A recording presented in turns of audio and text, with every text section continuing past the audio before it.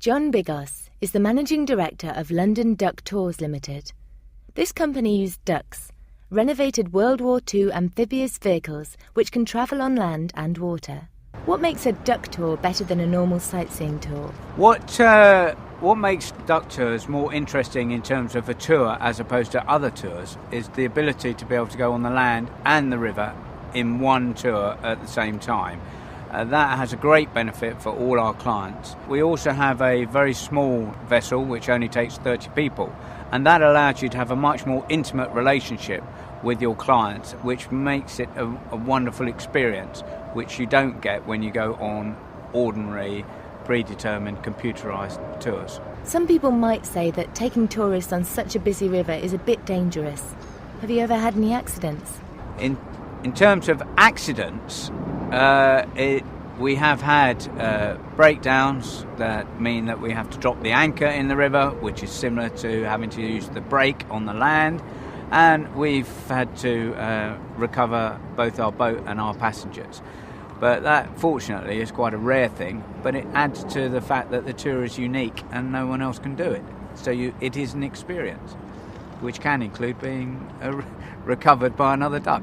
Do you ever have to rescue other people on the river? When we are on the river, we are one of the most frequent users of this part of the river, and people will often fall or jump off Westminster Bridge, Lambeth Bridge, or indeed Vauxhall Bridge, and therefore we will be within the vicinity and often have to rescue people who have either fallen off accidentally or deliberately tried to commit suicide.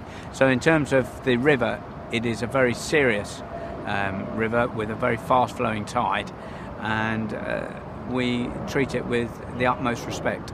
Do you have many difficult customers? We do have people who come in a very unprepared manner. For example, a lady in a mink coat who then gets wet, and she asks for the mink coat to be specifically cleaned, which will cost us a whole day's revenue, which the coat was very expensive. And the good news is that she was travelling abroad back to her homeland, and unfortunately we were unable to get it cleaned within the time that she asked, and in the circumstances it didn't cost us any money. So those sort of people can be difficult, as well as your normal customers who either don't think they've had the service they requested, or the tour was not up to a standard that they thought they would like, probably because they're afraid of water.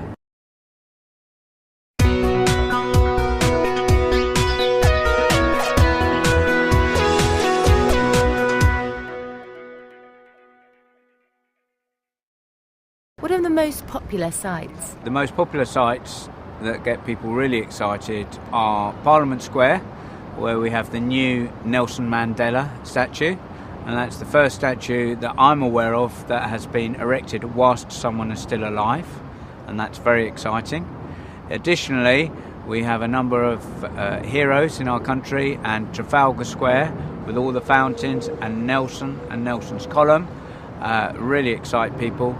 And finally, we obviously have MI6, which is where our vessels go into the water, and it is also where the film The Living Daylights and The World Is Not Enough started, where the boat came out of the second floor window, and as a duck we replicate that in our own style.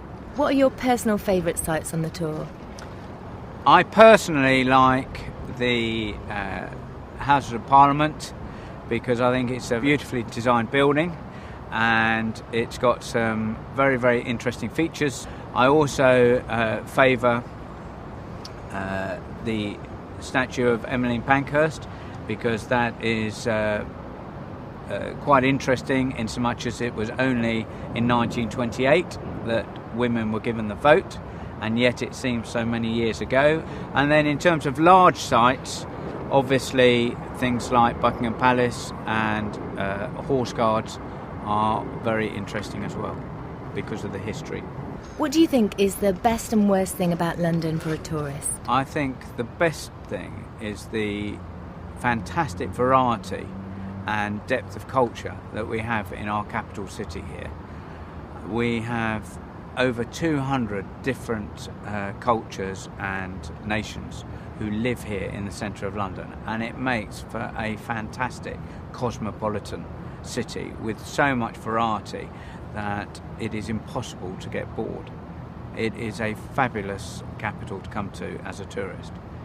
In terms of the worst things for tourists in London, I don't think our capital has yet reached the standards of service that a lot of other cities have, where you don't get good quality food at a reasonable price on time quite often, and you have a lot of delays in terms of travel and congestion, and therefore there are many things that can still be done to improve the quality of service for a fantastic capital city.